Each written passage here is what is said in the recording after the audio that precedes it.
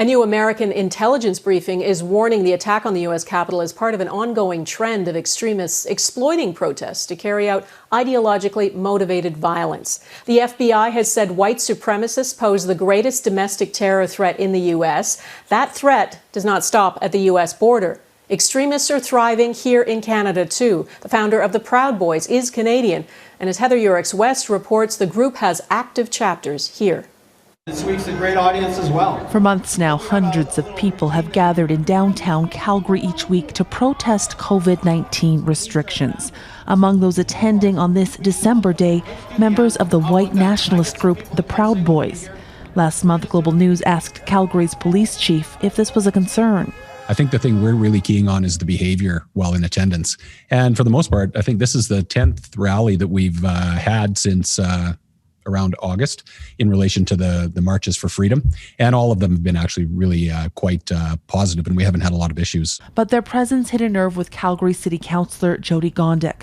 In December, she said in a tweet, "I'm broken today. Soldiers of Odin walk the streets of my city filled with hate for people like me, while so many silently watch it happen." Everything starts somewhere. And everything starts small. And then if you give it the opportunity and the oxygen, it gets bigger. Gondek believes what happened a few weeks later in Washington is proof. We are not safe from what's happening in the United States.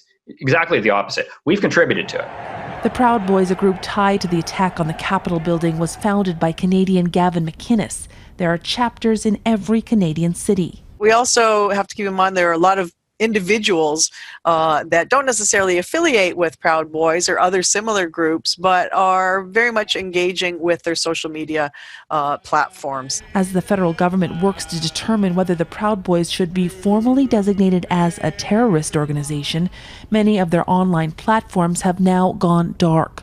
But experts warn that these groups grow their ranks by exploiting the anger of others. And right now, at the height of Canada's second wave, the anger among many is intense. People are angry about these lockdowns. They're angry about being required to wear masks, all of those pieces. So there's so many grievances coming together. It's like a boiling pot. Making Canada no less vulnerable than our neighbors. Heather Urix-West, Global News, Calgary.